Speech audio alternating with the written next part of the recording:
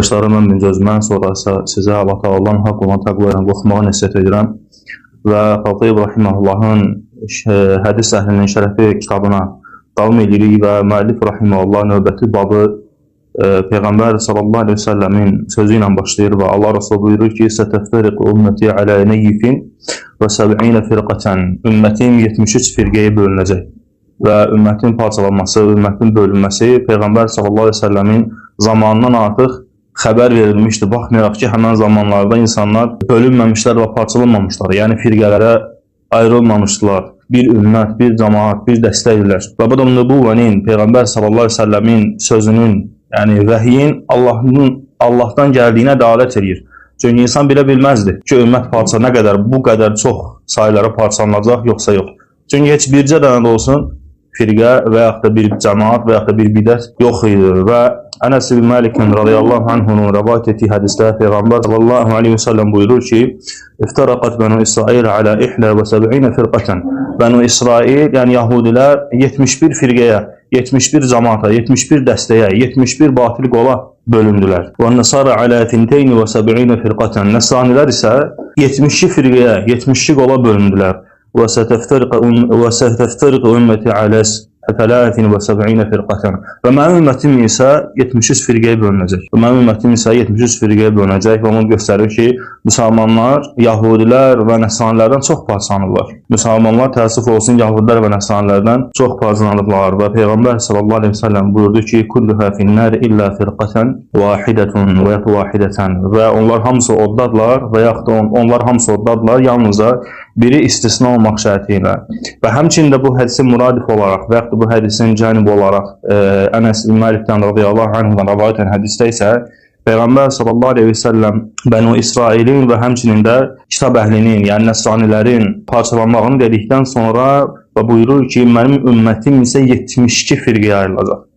Öncəki hədisdə Peyğəmbər sallallahu aleyhi ve sellem 73 firqəyə ayrıldığını, ümmətin parçalandığını vurğuladı və buyurdu. Və sonra isə dedi ki, və mənim ümmətim sətəftəriqu alə 72 firqə. Və ümmətim isə 72 firqəyə ayrılacaqlar. Və bu onu göstərir ki, Peyğəmbər sallallahu aleyhi ve sellemin ilk olaraq dediyi ümmətim 73 firqəyə ayrılacaq. O 73 firqənin içində olan, bir dənə olan artıq parçalanmış sayılmır. Yəni əslən ümmət 72 firqədir. Biri haqdır. Yəni bu o demək deyil ki, haqq olan firqə, yəni haqq olan cəmaat, o da onların içindədir. Yəni Allah Resulü Muhammed sallallahu aleyhi ve sellem bunu çatdırmaq istəyir. Necə ki, növbəti hədis onu əvvəlki hədisi açıqladığı kimi. Necə ki, biz bilirik ki, Quran-ı Kərimdəki ayələr özündən öncəki ayənin təfsir etdiyi və açıqladığı kimi və həmçinin hədislər də belədir. Özündən qabaqki hədisləri və yaxud da özünə bənzər hədisləri açıqlayır. Yəni ki, əslən ümmət 72 yerə bölünüb. 73 yerdə yox. Sadəcə olaraq haqq olan cəmaat da onların içində görünür. Haqq olan cəmaat da onların içində görünür. Yəni bidətlər çoxaldığına görə, batillər çoxaldığına görə və artıq haqq olan yol da artıq o batillərə bənzər göründüyünə görə. Və həmçinin də Peyğəmbər sallallahu aleyhi ve sellem buyurur ki, həmən hədisin sonunda "Kulluha finnari illə vahidətun və hiyəl cəmaətu." Onlar hamısı oddadır, birindən başqa və onlar da cəmaat olanlar. Və Peyğəmbər sallallahu aleyhi ve sellem o bir dənə cəmaat, bir dənə firqəyə cəmaat dedi.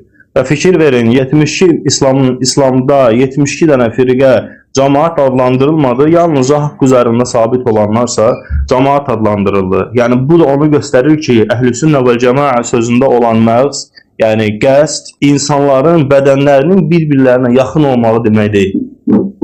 Burada əsl olan və qəsd olunan şey insanların kitab və sünnədə sabit qalmaqlardır. Cəmaat deyillə qəsd olunan da budur.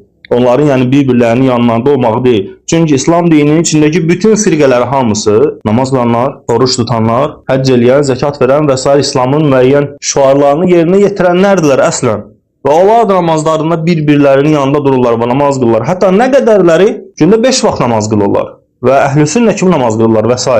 Amma baxmayaraq ki, Peyğəmbər sallallahu aleyhi ve sellem onları cəmaat adlandırmadı, haqq üzərində sabit qalanları isə cəmaat adlandırdı. Və Allah Resulü Muhammed sallallahu aleyhi ve sellemdən gələn növbəti bir hədisdə isə necə ki, İmam Əhməd rahimehullah bu hədisi rəvayət edir və buyurur ki, "Təftəriqul ümmətü alə neyyifin və 70 firqə." və ümmət 73 firqəyə parçalanacaq. Kulluha finnar illə firqatun. Onların hamısı oddadır, bir dənəsindən başqa.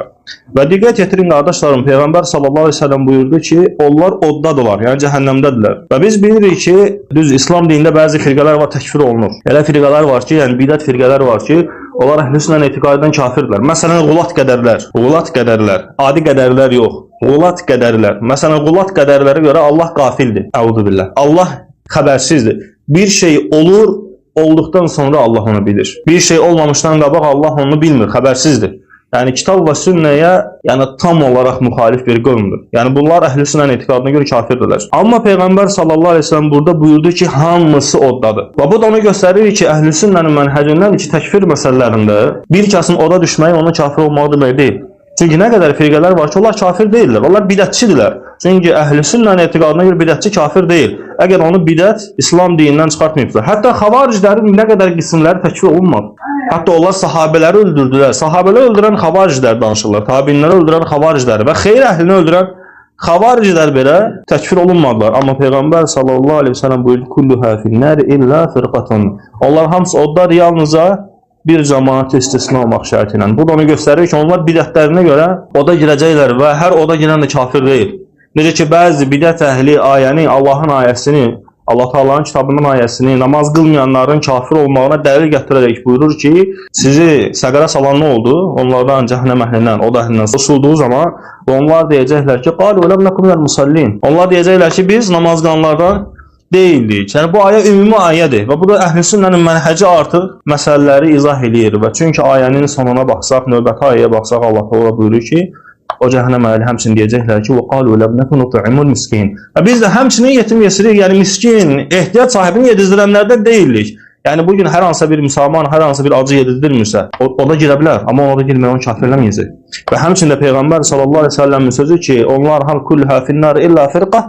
Yəni bütün bidət firqələri odlar yalnız birindən başqa, yəni hamısı kafir deyil. Bidətlərinə görə, haramlara görə və günahlara görə və Peyğəmbər sallallahu əleyhi və səlləmə xəyanətlərinə görə yolundakı, dindəki oda gedə bilərlər, amma onların təkfir məsələsinə gəlib çatmır. Və həmçinin də qardaşlarım, Muhammed ibn Abdullah ibn Bishr rahimehullah böyük hədis ravilərindəndir. Və o deyir ki, bir dəfə Peyğəmbər sallallahu əleyhi və səlləm yuxumda gördüm. Allah Rəsulü Muhammed sallallahu əleyhi və səlləm yuxumda gördüm və ondan soruşdum ki, kimdir o firqatun naciyə? Yəni uğur qazanmış firqə. Kimlərdir onlar? Və Peyğəmbər sallallahu əleyhi və səlləm yuxumda mənə dedi ki, "Antum ya ashabul hadid." Siz ey hədis əhli. Yəni o xilas olan firqə, yəni Peyğəmbər sallallahu əleyhi və səlləm dediyi ki, yalnız bir firqə, həmin o bir firqə hədis əhlidir. Yəni Peyğəmbər sallallahu əleyhi və səlləmin hədislərini qəbul edən və hədislərlə yaşayıb, o hədislərlə həyatını bitirənlər mənasına verir. Və burada əlavə bir neçə faydaya toxunmaq istəyirəm qardaşlarım.